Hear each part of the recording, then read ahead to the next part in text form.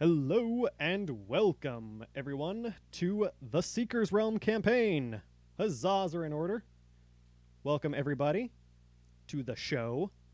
Tonight we have with us Mr. Supherbyus. Say hi, Suffer. Hello. We also have Mr. Kouka. Say hi, Kouka. Yo. And we have with us Mr. KiroKatchi. Say hi, Kiro. Hello, hello. And obviously, I am SSR, or OtterMadness. Welcome to the show, everybody. So, this is our first D&D campaign together. Well, Kouka and I have played together, but the rest of y'all, this is your first campaign with Kouka and I. So, why don't we start off by going around and saying what our D&D experience is. Suffer, we'll start off with you. You sure? I am very interested to hear how much D&D experience you have.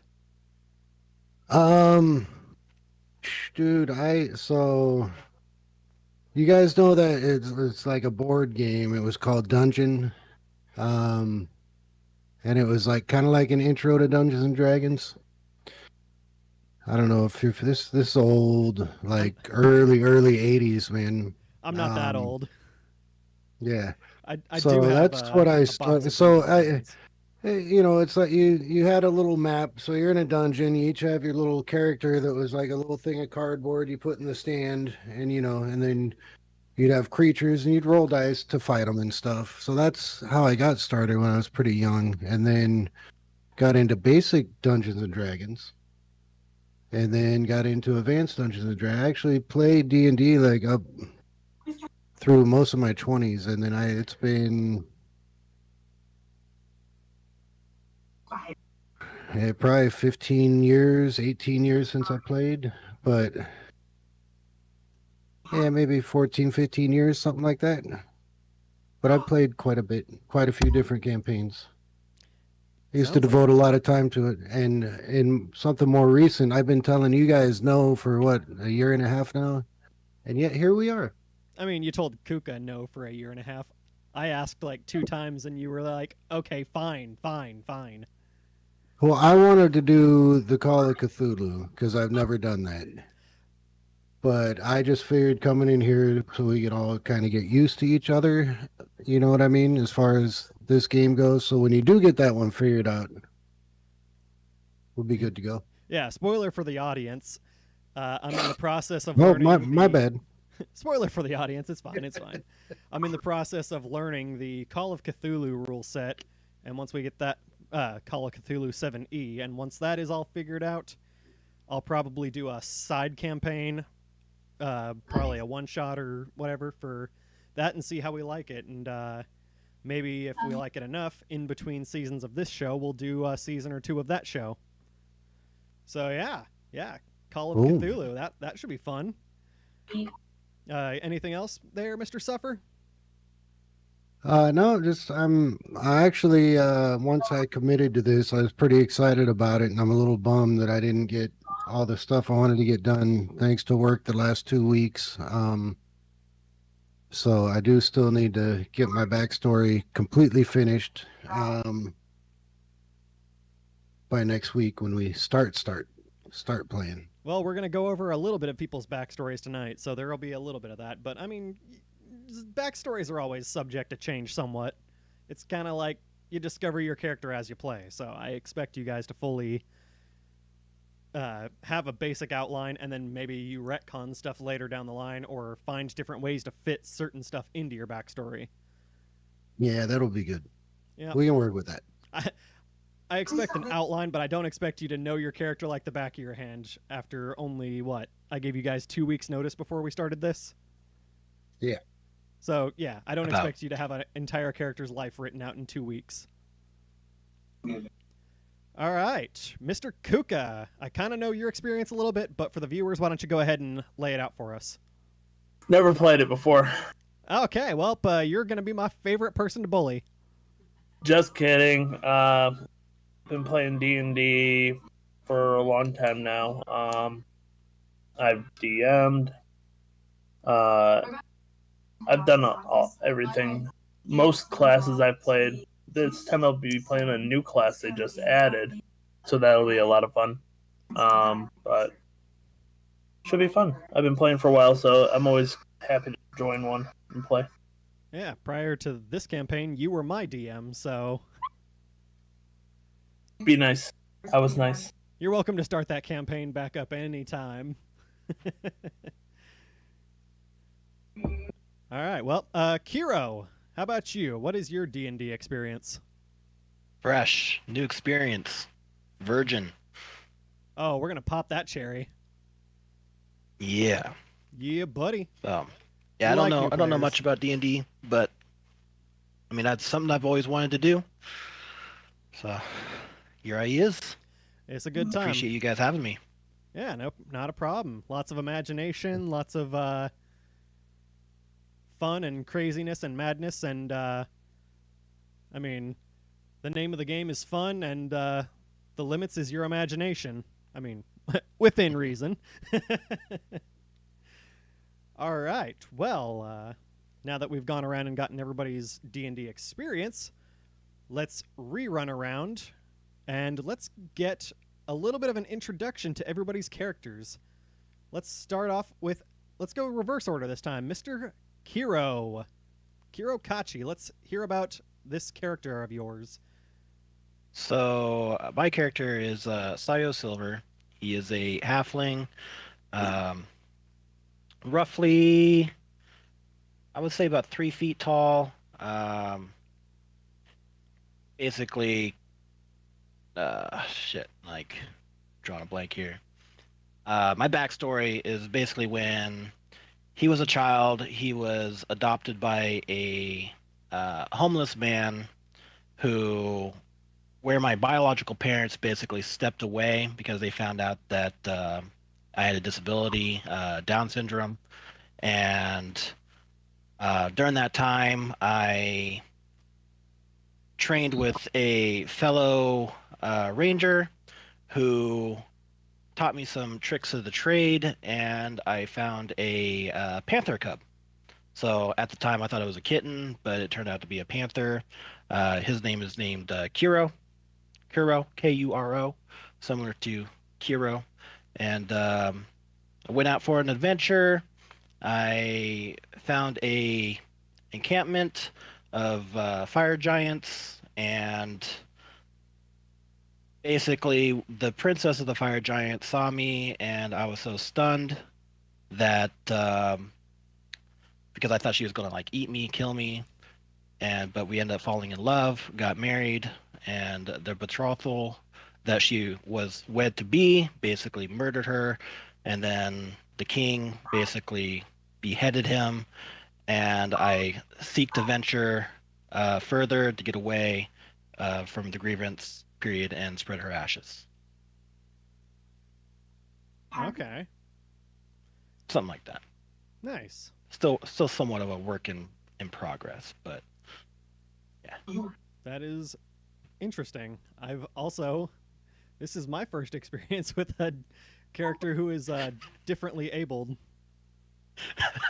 So I like a boo. It shoot fire. I'm really interested to see how you play this character out. It'll be fun. It'll be fun and interesting.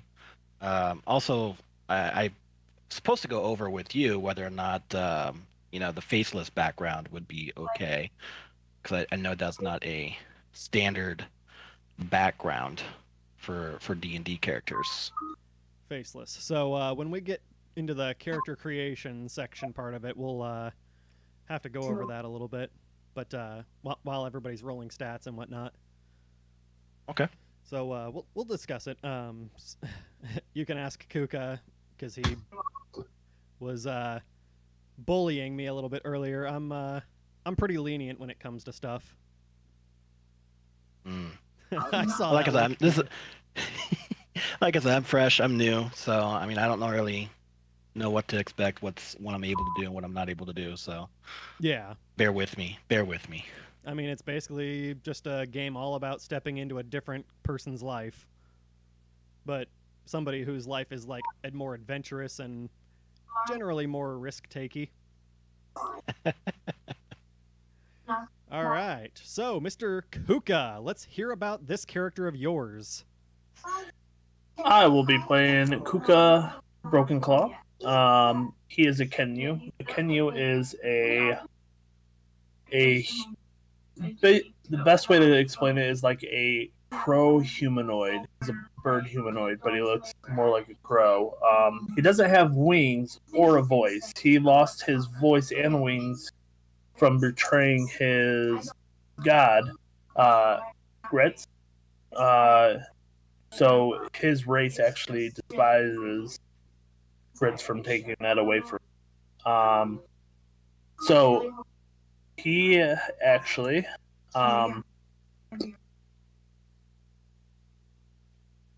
he is looking to find his race's voice back.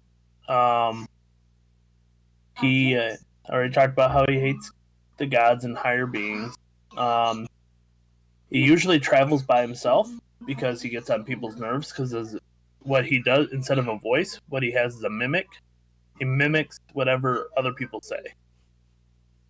And one of the problems is he actually has a high anxiety disorder. So he mimics when he's not supposed to, when he gets like really into talking, when people start talking, and it's on people's nerves. So This is the first I'm hearing about that. yeah. So he is an artificer, which is new to 5th edition. So it'll be fun. What artificer, like my character itself, doesn't believe in magic. He believes in science and alchemy to achieve his goals. So it'll be fun. Interesting.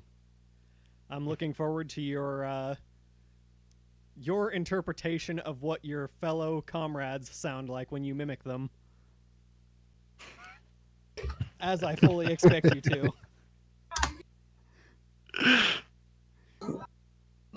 So, he mainly only mimics the DM. He can't mimic me. I am God, and he despises me. True. And one of the things is my mimic can be exact copies of enemies' voices, and I have an excellent forgery on documents and handwriting and crafting work. So I can make exact duplicates of any. So you're all sorts of good with the what is that? The not cartography. Calligraphy. Calligraphy. That's the word. Yep, you're all good with calligraphy. Thank you. I was about to sit here and ponder that one. I didn't think that was the word you were looking for. I just threw it out there. So no, you glad nailed it. That is exactly the word I was looking for. All right. Well, and last but certainly not least, Mr. Suffer, tell us all about your character. Well, now I wish I'd have gone first because I'm not doing anything as fun as those two. But I am doing something I've never played before because I'd never ever wanted to. So I thought I'd put it to the test. I am a lawful good paladin. How about that? Oh, Woo. God, you stereotype. That's right. Lawful good paladin. Yeah. Oh, I mean, I'm a paladin. I am. So this will be fun with Kouka because I'm all about God and my deities and stuff like that. So while you're over there preaching the good book, Kouka's going to be over there rolling his eyes and getting pissy and moany and you and your unproven beings and... Yep. All right, But he's going to mimic it. So. Yeah, exactly. He's going to mock you. Yep. My gosh! What is your character's name? My character's name is Clorivious Demonary.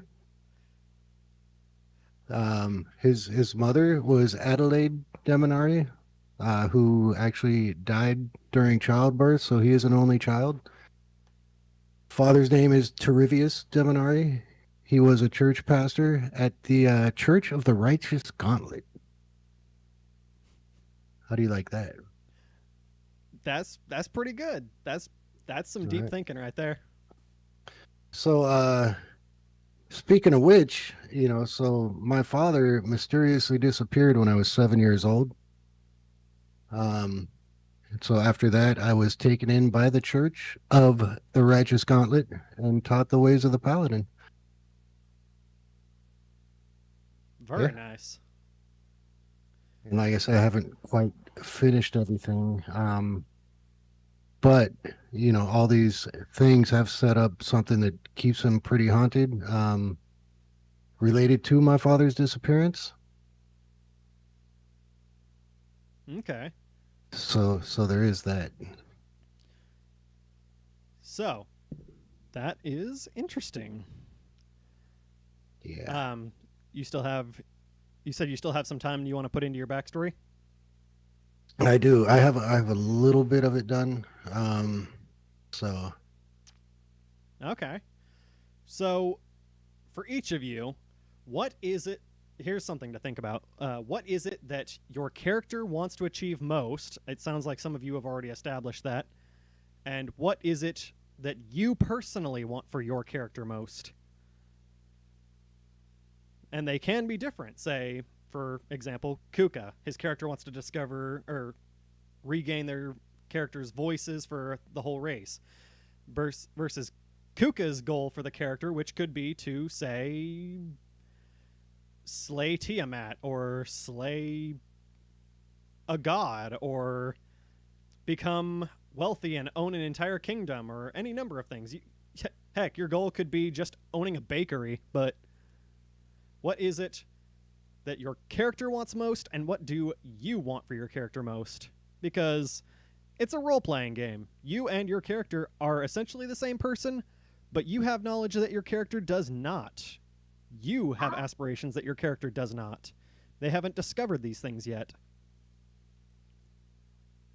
So, is this something that you guys are quite ready for, or do you want another week to discover your characters a bit? I mean, I go ahead. My character, what I would like to see him achieve is, like you said, it'd be cool to be able to have my character get to the point where he can take out a god. That'd be cool.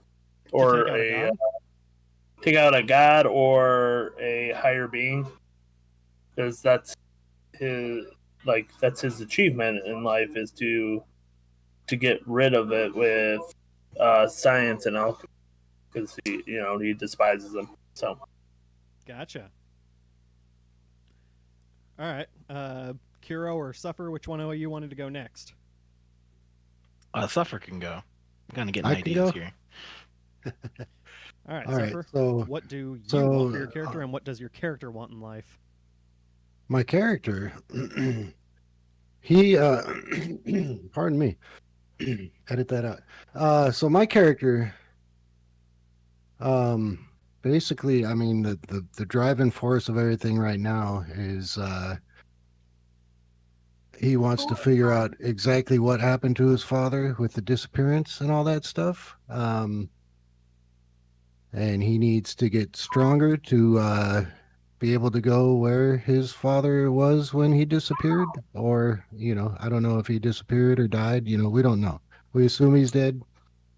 And also, he's trying to just, reclaim his sanity and feel good again. That's true in his life. Thank you, Gavin. So that's where he's he's got some things going on in his mind that he doesn't like. So he's still thinking he wants to devote his life to God and the good fight, but this is a big driving force for him right now in figuring out what happened. What do I want for my character?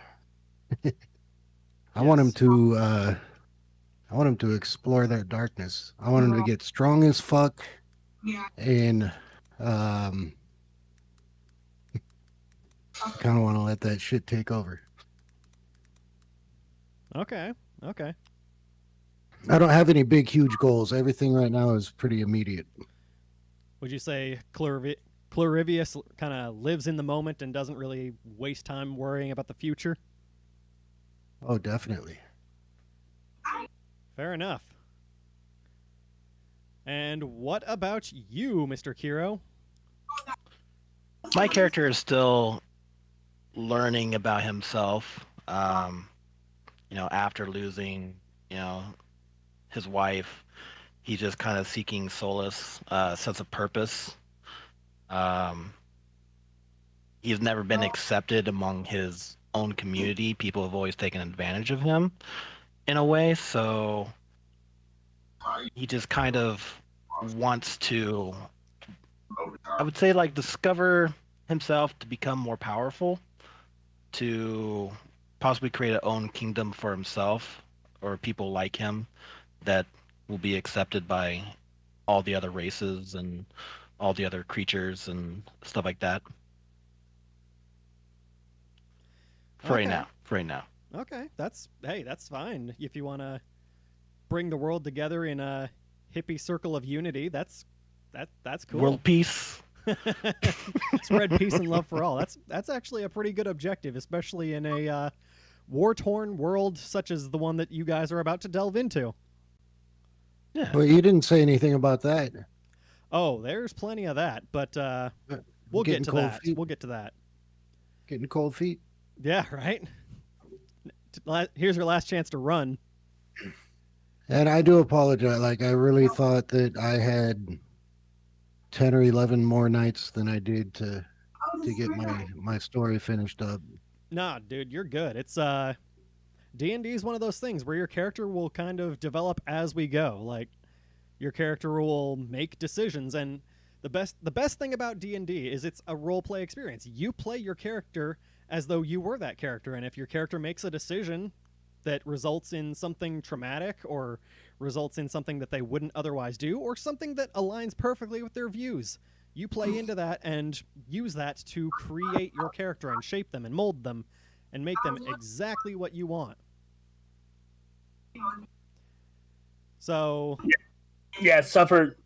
Before I fully chose this one, I had 3 other characters I was working on. For example, one of them, I have that was actually in the mage's order, but read too many books overseas, anime.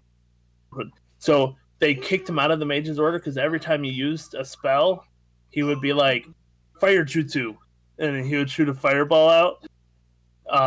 So I had a character that was based off of acting like a ninja for everything.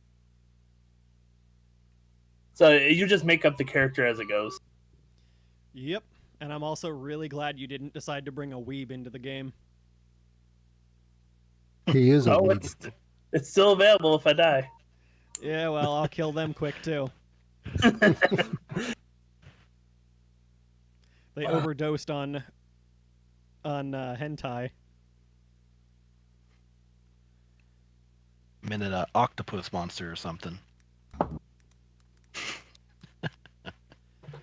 All right. Well, with that in mind, let us get into the next step, which is, hey, you guys need to roll your stats.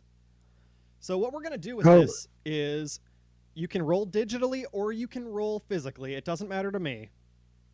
We'll use the honor system where I trust you guys to not fudge your numbers. Please don't make me regret that. But you roll 4d6 and you take the higher 3. However, if you roll a 1 on any of those dice, re-roll that dice and count that towards your highest 3. Once you've got those highest 3, you add them up and you can put that total number into any of your 6 attributes. All right. Here. So, yes, if your character rolls super high in one stat, say you roll a 16 or a 17 or an 18, you might want to put that in the stat that your character's best in. However, if you roll like, oh, I don't know what, a 6, I think is the lowest that you can possibly roll with this system. 2, 2, and 2. Yeah. A 6 is the lowest you can possibly roll. If you stick that in strength, I expect your character to roleplay wimpy. If you put that into intelligence, you're not stupid, but I mean, you don't exactly come up with the solution to things very often. Do you want me to tell you what I get as I'm rolling? Because I just got 6652, and that's a damn good roll. 6652, that is a 17, baby. That is. Yeah. You don't have to tell me your rolls. We'll go over. Well, I'm hot right now, so no, watch. I'm gonna be like 17, 8, 8, 8. Baby, you're always hot. Stop it. All right. So yeah, go ahead and roll your guys' stats up, and we'll cover it at the end. I want to kind of go over what your characters look like. Make sure you plug all that stuff into your character sheets on D&D Beyond. # not sponsored. And we'll have a look at everybody's character sheets and get to know your paper version of you. Is it a 1d8 dice is what we're using? No, It's 1d6. 4d6. D6. Okay. It's 4d6. My bad.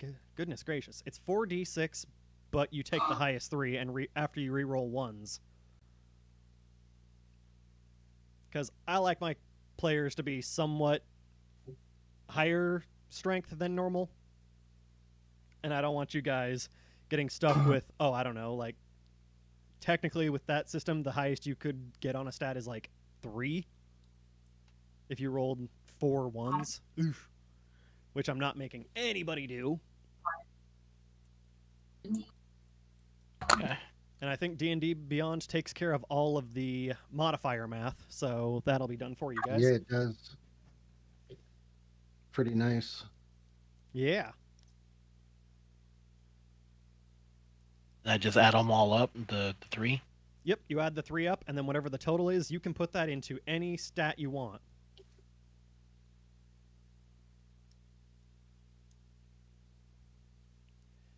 Little homebrew from me. We're all starting at level 1, but your HP is the absolute max that you can start at level 1. So whatever your highest roll would possibly be. Simply because I homebrew a lot of my own content, and being that I homebrew a lot of my own content, I don't have a lot of time to balance check stuff, so I like you guys to be a little on the stronger side. Just in case I overestimate your guys' strength. So do we get to re-roll anything that's single digits? No. And this bot hates me. The bot hates you. Which one are you using? The one in the Discord. Okay. Because the one in the game sucks too.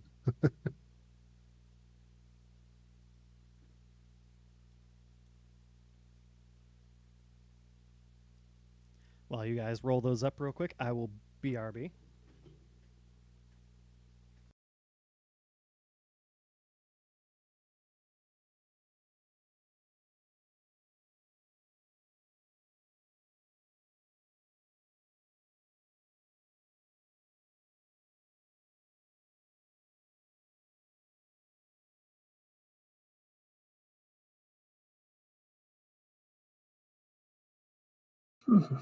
Mm. I wish,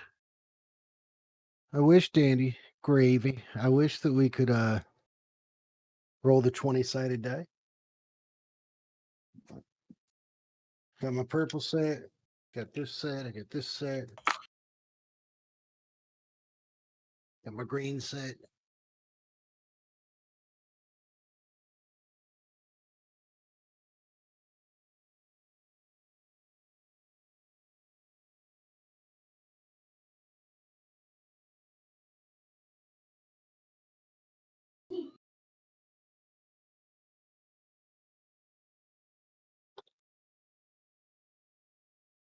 Oh, this will be interesting.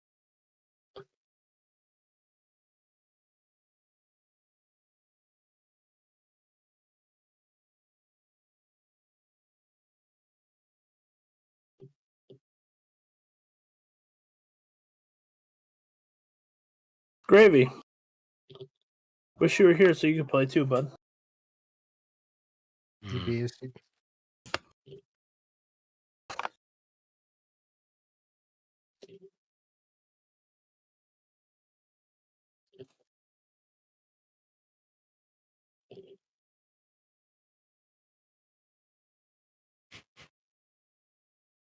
Does this save automatically? Yep.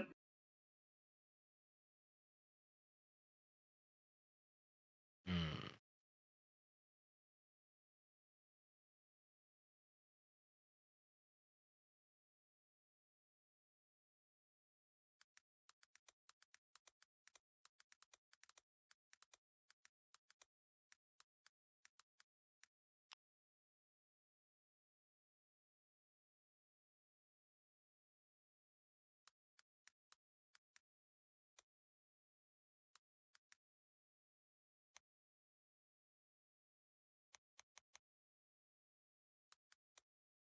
All right.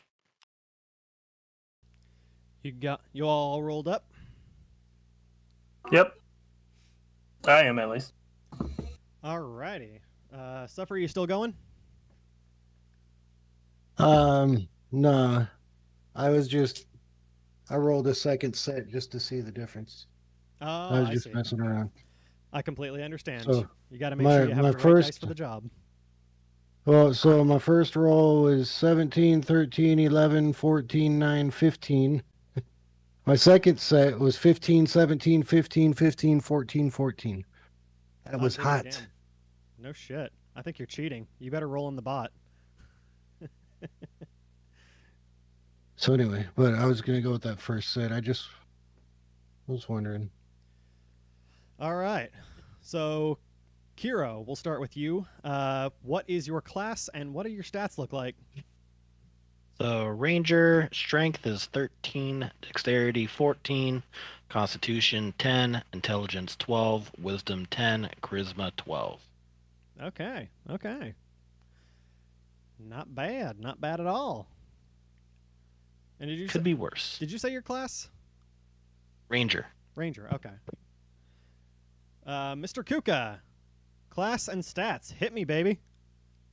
Artificer, strength 10, dexterity 17, con 15, intelligence 12, wisdom 16, charisma 8. Charisma 8? Yeah, which actually Yeah, that sounds matches. about right. Like that actually worked. I was actually hoping for one lower one because that actually matches my character. That's fair enough. If you spend your day copying people, they're not going to think you're exactly charismatic. So I was actually happy with that. Yeah, that's good. That's good. I'm proud of you for taking that roleplay opportunity. Mr. Suffer, what do you got for us, man? Class All right, and here's our stats.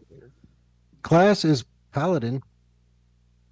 I'm gonna regret this Paladin thing, I'm sure. Oh yeah, I'm sure Um, you will. You're the only So, healing. strength. Do you want me to go off what I rolled or off the score calculations?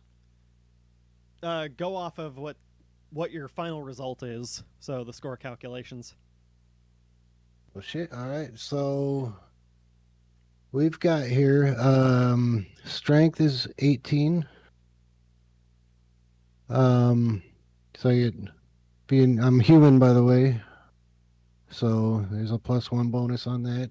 Dexterity 14, Constitution 16, Intelligence 9, Wisdom 11, and Charisma 13.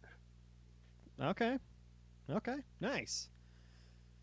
Not that it really matters, but for roleplay's sake, what are your guys' alignments? I believe Kouka. Not Kouka. I believe Suffer has already said he's lawful good. Yes. I think I'm neutral. Neutral. You're a neutral? Yep. True neutral? True neutral? Meaning Just N. Just neutral. Yeah. True neutral being like you're indifferent to basically everything. Or would you say more good neutral, where you're like, you want the, or not good neutral, neutral good, I guess. Or be it like, you don't really care about laws, but you don't really care about chaos, but you just care about the good in the world. All right. So, Kiro, you could be like neutral good, neutral evil, or true neutral. And true neutral is just, you don't care about nothing. True neutral. You're max zen. You're just like, yes, let be as be. Pretty much true neutral. I just don't care. I just live life. It is what it is. It does what it do, Yugi. Yep. I do what I gotta do. They do what they gotta do. It don't matter to me. All right. And Kouka, what's your alignment? Chaotic neutral. Chaotic neutral. Mm-hmm. You don't believe in the law and order? You monster. Nope. Alrighty. Well, I guess that makes it my turn. So, just a little bit of insight into the world you guys are playing in. The world you guys are playing in is in a state of relative chaos. Not to make it a racial thing, but there's a lot of races at wars with each other. Humans don't like elves. They don't like very many dwarves. They don't like... It's everybody just doesn't like anybody. There's constant wars and skirmishes going on. There are a few safe havens where people do get along with one another, but it's few and far between. The only thing that separates the common man from the exception is those who become adventurers. The adventurer is essentially, say, a mercenary, but instead of just being seen as common folk looking to make your next big score, the adventurer is a licensed mercenary, essentially. And the adventurer gets access to special quests that people are willing to give, special pay. A portion of any of your payments goes towards the academy. It's a tax. The academy is essentially the place that turns out heroes, turns out people that essentially go out and seek to actively improve the state of the world. And that is where your guys' story will begin. So what I need from you guys by next week's session is a little bit of an insight as to why you guys are, or why you guys went to the academy to become adventurers, and essentially what your time was like at the academy, because session 1 is going to be graduation day. You guys are at the end of your schooling. I'm not going to pull the whole anime, hey, you guys are going to spend your time at the hot anime girl academy. No, we're not doing that. You guys are going straight to the end of the academy. You guys. So, yeah. Your guys' backstories are great. I love them. Just tack on to the end why you guys would want to become adventurers. Basically, licensed mercenaries who... you essentially have a card saying you guys are out to improve the world, or you guys are out to improve... Well, you don't have to improve the world by being an adventurer. You just... you can take on special assignments that mercenaries are not able to take on. If people see a mercenary applying for an academy job, generally they will decline it because they don't think that they don't think the mercenary is qualified for it. And by also offering jobs to the adventurers, they are also contributing to the academy. Everybody loves the academy. It is a true neutral place.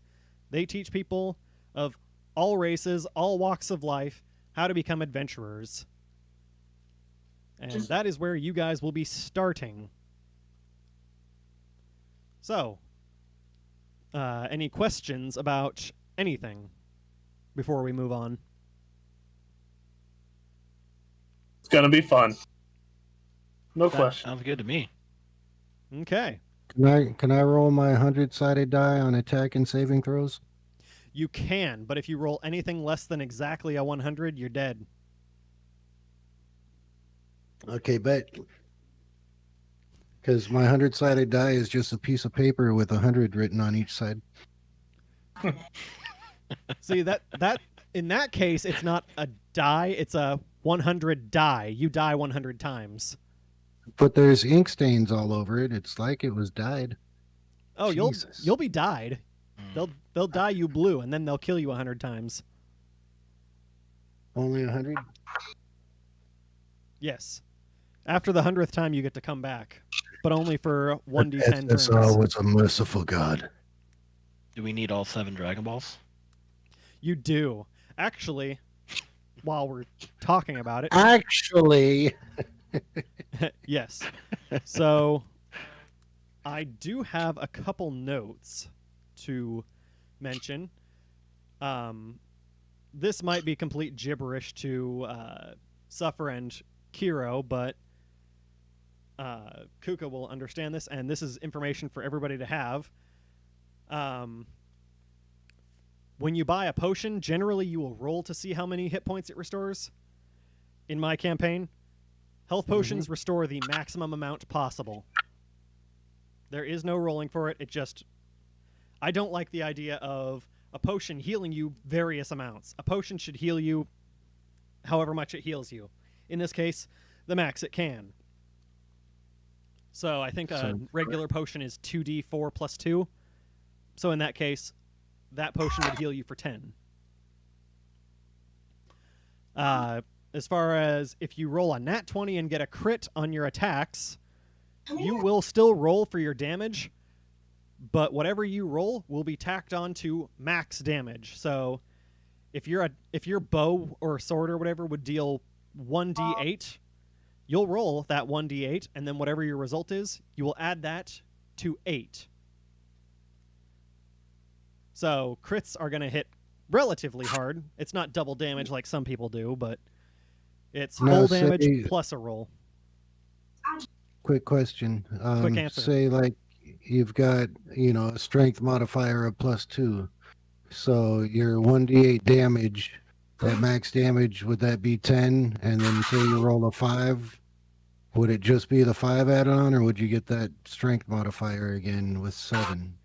Your strength modifier would only apply one time, which it would apply. So basically, it's whatever you roll plus your strength modifier plus max damage.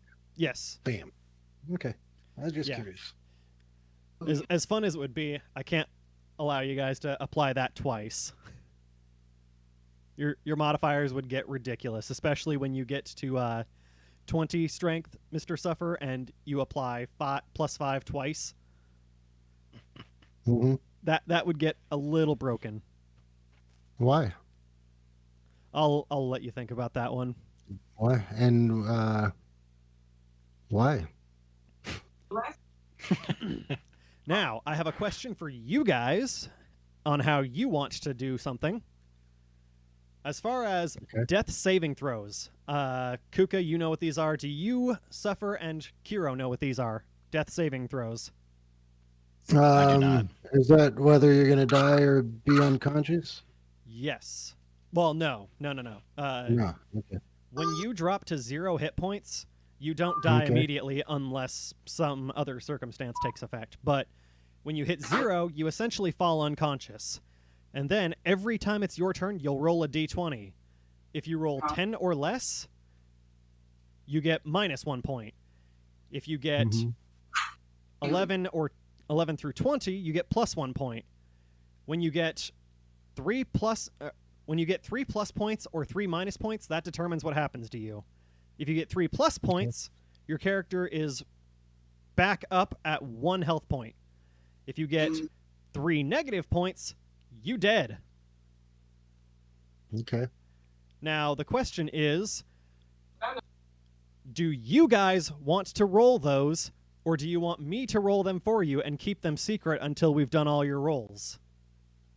I don't know if you guys want to have the fun of rolling your stuff, or do you like the suspense aspect of it where you don't know what's happening to yourself? I would like to roll my death. That way it's in my own hands. So I know you're fudging numbers. Yes. No, I'll roll it on the... Because the great thing about D&D Beyond, #NotAd, it can actually show you what we're rolling. Like, it has a thing that tells us what everybody's rolls are. I'm gonna have to have a look at that because I've not done too much with D&D Beyond as a DM.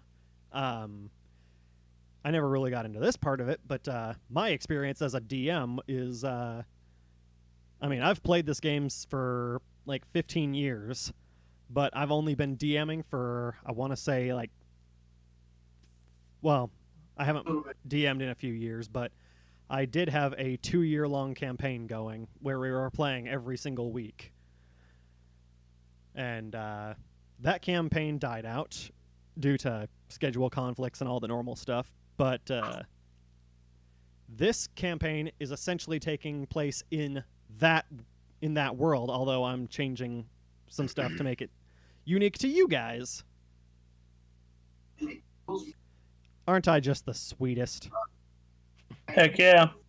Mhm. Yeah, I'll show you how to look that up and be able to see it all. Okay, yeah, if I can see your guys' roles in D&D Beyond, that's even better, but... Dude, I am not gonna do my death rolls on D&D Beyond. Digital is never good to you. The whole I messed around with those rolls and they were all so horrible that that's why I was like, if I set up a cam or something so you can watch, can I use my like I said, I got 11 sets of dice, so I would much prefer to roll. But as far as I'd rather roll on my own than leave it up to someone else. Then if I die, it's my fault. Yeah, that's fair. Yeah, I think I'm a little different than the other two. I rather, like God, in a way, determine whether or not I live or die. Technically, you would be the God as a DM.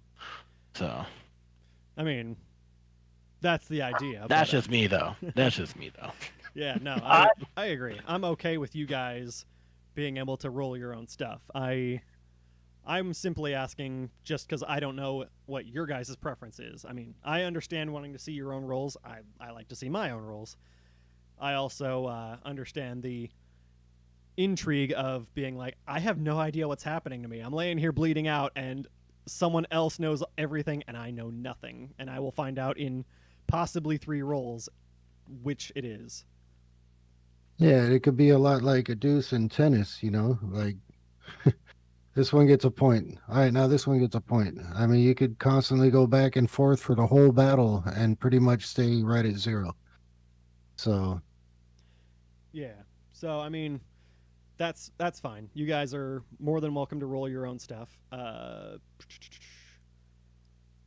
Did we go over what races everybody is? Kouka, you said you're a Kenku. Yeah. Kiro, you said you were a gnome? a halfling. No, Halfling. halfling. Okay, that's right. And It's, I'm a human. Okay. What? Basic base, I got it. So, Kiro's 3 feet tall. How tall is? I'm not familiar with that race. So, how tall is Kouka? Kouka, get off the phone. Yeah, get off your phone. No phones at the D&D table.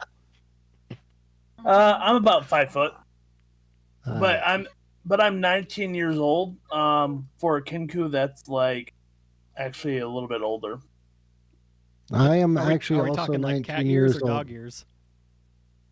Well, we live to the age of 60, so Oh, okay. So, So that's just a little bit longer than humans at this time period. So I'm also 19 years old. Now in the game, I am actually also 19 years old. But my dude's like, I have to look. He's like 6'6" or 6'7", so it's going to be a lot of fun. Like I can just, oh God, Kouka, or not Kouka, but Kiro's hurt. All right, let's go. Throw him over the shoulder Carry and him run. around. Kira, what do you weigh? Like 38 pounds or something? Something like that, yeah. 12 stones and 6 apples? Less than your backpack, I'm sure. I think my equipment's heavier than I am. Jeez. Yeah, I'm a little bit like same. I don't know how much my equipment weighs because I don't think we're gonna go probably into that much detail. I don't know. SSR, are we? Because Not really. Your gear is your gear should be pretty much handled in presets for people for starting out. Yeah. We don't need to really get into that. That's like me. A little... I have a container that sits on my back that is called I call it the Bob. The what? The Bob backpack. The metal cylinder that has metal tubes connected to, because I don't use magic, it's all connected to like my staff, and it goes into my arm. Not my arm itself, but Like through my sleeve. Yeah. So, but we'll go into more detail about that. What my backpack for Bob is. You're saying Bob, right? Yep. Dare I ask what Bob stands for? Just so my character, not to go into much detail, deals a lot with science stuff. So he makes a lot of poisonous gases and acids and stuff like that. So the Bob collects all the rotten food or dead flesh, and he puts it inside of the container. That's fun. You're just a big old decay expert. Mm-hmm. So sorry, let me correct. My guy is 6'5", 235, and 16 years old. Oh, geez, someone's overcompensating. Yeah. Should see my pickup truck. Yeah. Go get my pick 'em up truck and take 'em out for a ride. You know what I'm saying? All right. Well, is there any other details that you guys would like to hand out before we wrap this up? We've been going for just over an hour, and I think we've pretty much nailed down session 0, unless I'm forgetting anything. Kouka, as a fellow DM, am I forgetting anything? Be nice to know what kind of rounded spells. Like I went into kind of sort of detail about mine. Mine's more of an DPS, acid, poison spray kind of person. Kind of nice to know what these guys are running. You mean gear-wise? That's true. He's a paladin, but there's different kinds of paladins. Like a paladin that can do some damage that heals, or a paladin that heals a lot, more defense. You know what I mean? Oh no, you're not a min-maxer, are you? I don't think that a paladin gets a first spell ability till level 3, so I don't know if we got to worry about that at the moment. Well, okay. And that's just it too. Is your characters shouldn't really have any experience with anything that would make them beyond level 1. Level 1 is like you've thought about going on an adventure, but it's been just a thought. Like level 1 is you've not really done anything worthy of gaining another level. Here, let me let's go over this real quick. I do have a couple things. A level 1 paladin has divine sense, so the presence of strong evil registers on your senses like a noxious odor, and powerful good rings like heavenly music in your ears. And then I also have lay on hands. Your blessed touch can heal wounds. You have a pool of healing power that replenishes when you take a long rest With that pool, you can restore a total number of hit points equal to your paladin level plus 5. All right, so we've got ourselves a semi-support. Let's see. So as an action, you can touch a creature and draw power from the pool to restore a number of hit points to that creature up to the maximum amount remaining in your pool. Alternative, you can expend 5 hit points from your pool of healing to cure the target of one disease, or neutralize one poison affecting it. You can cure multiple diseases and neutralize multiple poisons with a single use of lay on hands, expending hit points separately for each one. This feature has no effect on undead and constructs. Okay. Nice. So I have a small amount of healing, and also I can, so that's not, I can neutralize disease. Wait, cure the target of one disease or neutralize one poison. That'll So come in handy. that's cool.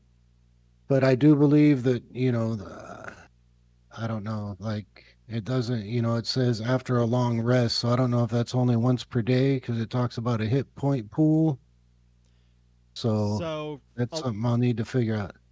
If memory serves, a long rest is 8 hours, and that's 8 hours of very limited activity. I mean, you could spend your 8 hours sleeping, or you could spend your 8 hours sharpening your sword, or doing some mundane activity that isn't actively adventuring, actively doing something active. Usually a long rest is like in between sessions. Generally, yeah. Depending on pacing, it may happen more than once per session, but or may not happen between sessions at all. It all depends on the pacing. But So say like, I will hope you guys get to a point where you can long rest before the end of a session. Yeah. So say like we're camping out somewhere, we're out in the wilderness, whatever. So say like we rest for a total of 8 hours, but each of us keeps watch for 2.5 hours, whatever. You know what I mean? Would keep and watch where you're just kind of sitting there, but you're awake. That's still resting, right? That is correct. So you combine that, then you go to sleep and you're good. You still total up your 8 hours. Yeah, as long as you're not doing anything like strenuous, I guess. Like if you're right, as long as we don't get ambushed and shit while we're trying to rest. Which is definitely a possibility. Oh, I know. You gotta love those random encounter rolls. Actually, I don't use very many of those. I use some, but not very many. I tend to have things already pre-planned out for you guys to encounter in certain parts of the world. I don't know if I mentioned this to any of you guys, but this is a campaign actually based off of a book I was writing a few years back. So I've got a lot of this world already planned out. There's a lot of quests and already pre-developed destinations and whatnot you guys will be able to go to. So you're not going into this nearly as improvisational as it was the first time I ran this campaign. I see. And this campaign is totally different than the first time I ran it. Okay. Dino would know. So why isn't Dino playing? The first time I ran this campaign. I do have a question. So I have my Panther, Kuro. Mm-hmm. Would he be considered summon, or does that be a companion that would be with me at all times?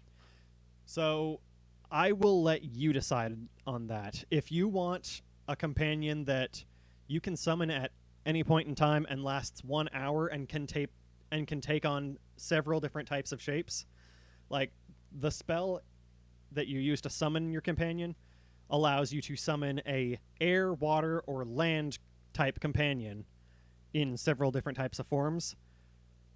If you want to go that route where your companion has different forms based on the thing you want to do, that you will not get until level 2, I believe. If you want to go the route of you always have this panther around, then you're running the risk of something actually happening to it and you can't get it back. But you also don't have to worry about summon times and worrying about durations and whatnot. regardless, the pet, if you guys get into combat, pet ruling is if you don't give the pet a command, it will actively avoid combat. We can work around that depending on how you want to develop this pet. Just add it to your backstory, add your bond with it, add whatever, if you're going to go the route of having it be an actual creature that you have befriended. Yeah, because part of my backstory is I found it as a cub, and so I've raised it, for however long. Yeah. And if So that's I was the just case, wondering how then, that would work. if that's the case, then the only thing is I will ask that at level 2 you do not take the summon pet skill. Yeah. Because we've already got you a pet that we're giving you at level 1. So the pet will, if you get into combat, the pet will have the same initiative roll as you, but will act after you in turn order. Okay, yeah. Its we'll do stats that then. don't change. It can't change form or anything like that. It's just, it is what it is.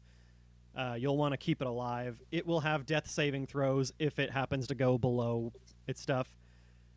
We may have to find a way to level it with you guys, but we'll see what we can do about that. I believe. Did you pick it as a companion? He picked Yeah. Panther as a companion, but there is, in 5e, there's not really a companion. I think it Guide. levels with. I think it levels with the character. If he takes the summon companion one, then yeah, it will level based off the spell slot he uses. But I don't know how a physical pet works. We'll mess around with it when it comes time. Yeah. Ask my old players. I'm kind of really good at winging things, so if it comes up, it comes up. We'll figure it out on the fly, and then if it's something that we're unsure about, we'll come up with a ruling for it after the session so we don't break pacing. But we'll finalize rulings and stuff on it afterwards. But for now, I'm okay with you having a level 1 Panther pet that, like I said, it matches your initiative when we roll for combat. It goes after you, and keep it alive. And then we'll figure out how the leveling system for pets works. Staying alive. Hope so. This is Hope YouTube. so. You can't do that. Yeah, get demonetized. Yeah. Also, if you're watching this on YouTube, good for you. The rest of this is, if you're listening to this on a podcast site, join us on YouTube at downloading content on YouTube. Yeah, that's join us there. Watch us live on Friday nights, 6 p.m. PST. You do it now. You do it now. 6 p.m. That's- PST on Friday evenings. Downloading content. Be there. It's Be 9 square. p.m. Eastern. That's what? How much content are we downloading?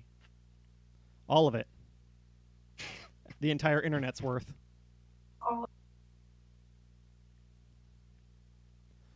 If you're listening to this on one of the podcast channels, you'll probably find this under the Seeker's Realm, or maybe you'll find it under Downloading Content Presents or whatever. I don't know.